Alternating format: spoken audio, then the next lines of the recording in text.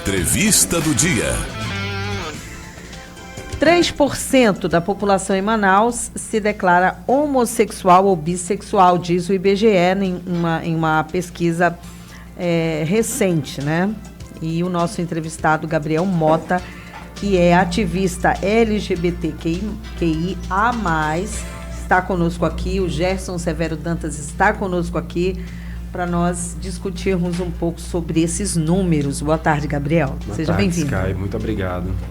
Obrigada a você. Gabriel, pela primeira vez o IBGE, que é o Instituto Brasileiro de Geografia e Estatística, numa de suas pesquisas nacionais, ela incluiu, e eles esclarecem que é de modo experimental, uma pergunta para o entrevistado declarar sua orientação sexual. A ideia do IBGE é que ele possa fornecer para os gestores públicos números que baseiem, que deem substância para políticas públicas direcionadas a esse segmento da nossa população. Como você viu essa iniciativa do IBGE e os números frios, você imagina que representem esse segmento? Boa tarde. Boa tarde, Gerson. Muito obrigado pelo espaço aqui mais uma vez. Esses números eles são de 2019. A gente está falando aí de um ano pré-pandemia, então com certeza a população já aumentou, mas já é o início. Como você falou, a pesquisa do IBGE foi uma pesquisa através da área da saúde, onde eles tinham um segmento de orientação sexual. Então saber que no Amazonas existem a priori, né, 60 mil pessoas que se autoafirmam como homossexuais ou bissexuais, já traz aí um senso de que existe uma comunidade, que existe um pertencimento.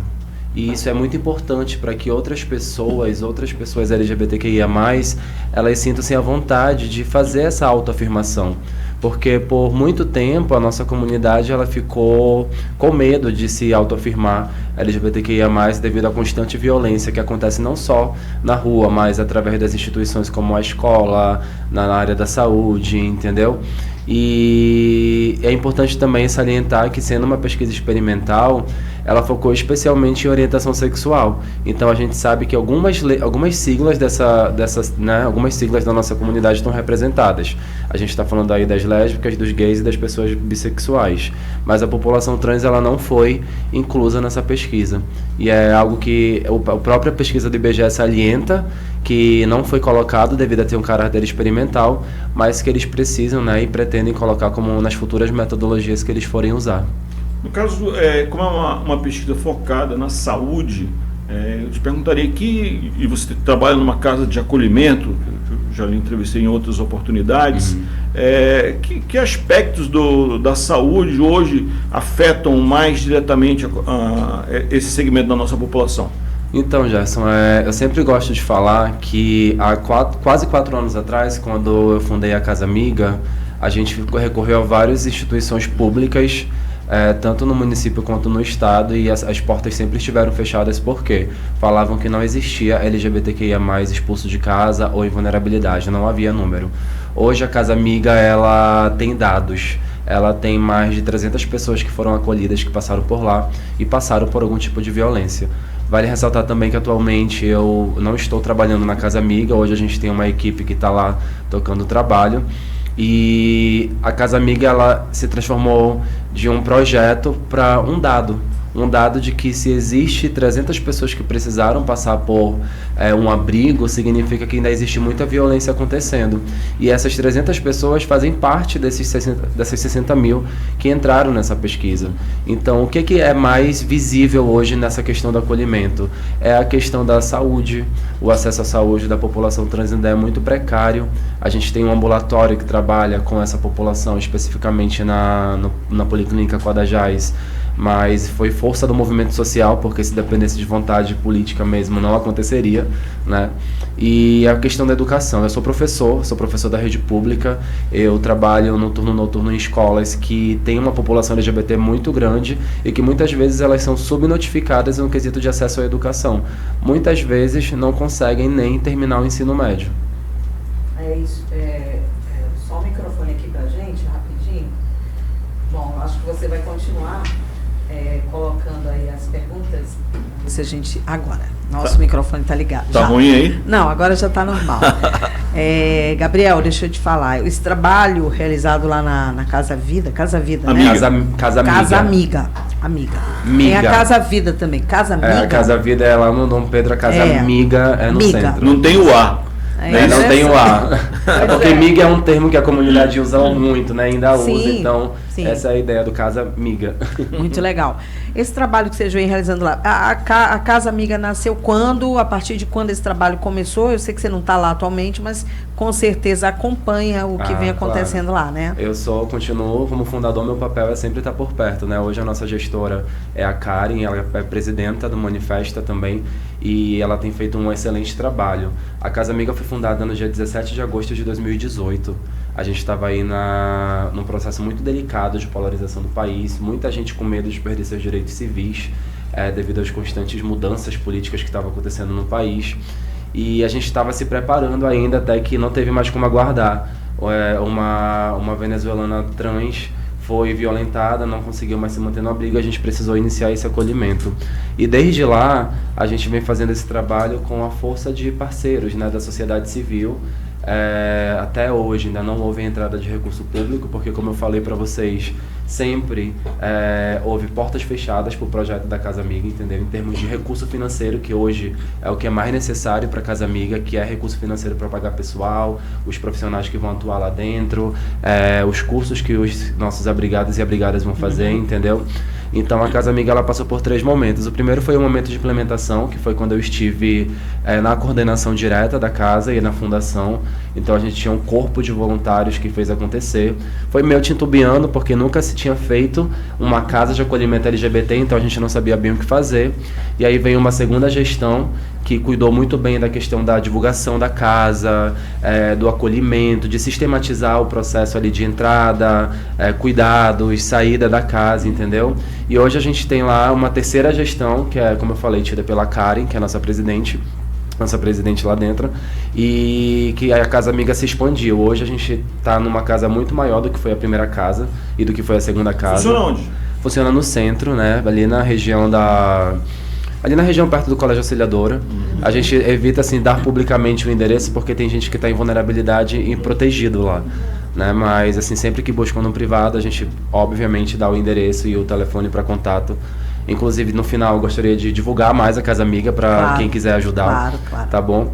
E aí, a gente, dia 17 de agosto desse ano, vai para o nosso 4º ano, né? Vai ser o aniversário de 4 anos da Casa Amiga. Como eu falei, já foram acolhidas mais de 300 pessoas lá. Gabriel... Sim, pois não, pode continuar. E o objetivo da Casa Amiga é que ela se torne um centro de referência. Hoje ela é reconhecida internacionalmente como uma referência, porque é a única do Brasil que acolhe também refugiados, né, que vêm de países principalmente da América Latina.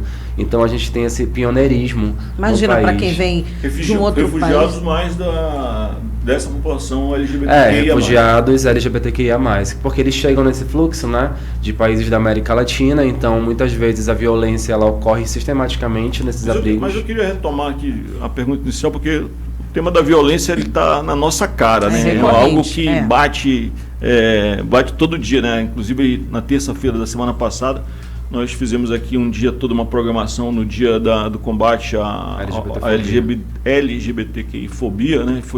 A gente teve muita informação aqui para quem nos acompanha na Onda Digital, mas eu queria focar na questão da saúde, porque a pesquisa ela visava identificar um segmento que precisava de atendimento de saúde. E aí eu fico me perguntando as questões mais da área da saúde mental, né? Que foi muito falado aqui no dia da LGBTQI-fobia, que aí a questão da aceitação, tudo isso leva à depressão, ansiedade. Sim, com certeza. Como é que você pode dar mais informações sobre esse tipo de doença que afeta a essa comunidade e que respostas o poder público tem dado a isso? Nenhuma. Já respondendo assim de resposta rápida assim? Não tem nenhum tipo de suporte. Na verdade, na população geral, a questão da saúde mental ela é negligenciada. Infelizmente ainda não olham para os psicólogos como profissionais necessários na sociedade, e são pessoas que vão lidar com isso. Indo para a tua pergunta, a questão da saúde mental, eu vou trazer um recorte da pandemia. A casa, ela geralmente é o primeiro espaço de violência para uma pessoa LGBTQIA+. A gente pensa que é na escola, que é no Ainda trabalho, hoje, na né, rua. Gabriel? Ainda Mas Mas é o lar que você está o falando. lar, né? O famoso lar, onde a gente nasceu e deveria ser acolhido, é o primeiro espaço de violência. Então você imagina que uma geração que completou 18 anos, está começando a vida jovem, querendo sair, pô, a pandemia vem, paralisa isso, né? Ninguém sai, ninguém interage, ninguém socializa. A gente está falando de um recorte de uma geração que passou basicamente 2 anos em isolamento e dentro de casa sofrendo violência. Então, por aí você tira a necessidade de ter políticas públicas que amparem a saúde mental dessa população. Porque depois da casa vem a escola, depois da escola vem a universidade, depois da universidade vem a rua. E a violência física, ela já é o último estágio depois de um sistema de violências que acontece psicológica, às vezes financeiro, entendeu? Que torna essa comunidade cada vez mais vulnerável. No decorrer desses anos de existência, teve, assim, algum caso que chamou muito a atenção? Porque é difícil, né? É muito complicado essa coisa de... Nosso tempo, como é que está a produção? Já olhei ali para a produção, temos 3 minutos, né?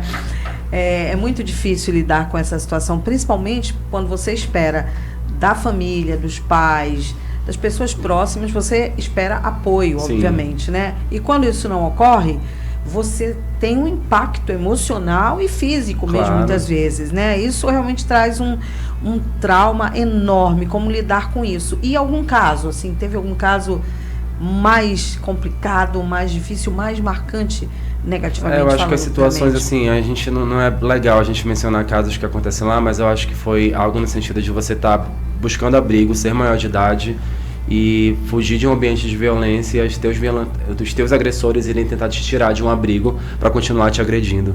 Então isso fala muito sobre o tipo de violência que a comunidade LGBT sofre.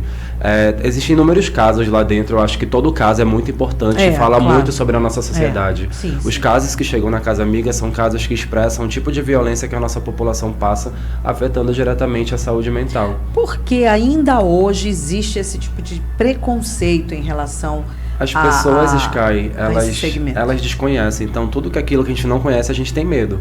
Então, eu acredito que a educação é o principal caminho para a gente conseguir transformar isso. É a falta de Você conhecimento. falou que é professor. então. Isso. A escola é um ambiente melhor? Está mais acolhedora com o passar dos anos? Tá, porque hoje a gente encontra alguns professores que abordam de maneira transversal as questões de diversidade étnico-racial, de sexualidade, entendeu? Eu, por exemplo, nas minhas aulas eu sempre tento atravessar esses assuntos, por exemplo, em língua inglesa, que é a minha área de atuação, porque é necessário que eles se entendam dentro da sala de aula, né? A educação não é um depósito bancário, a educação é um local onde você convive, você aprende, você cresce, Expande. em coletivo e expande, entendeu?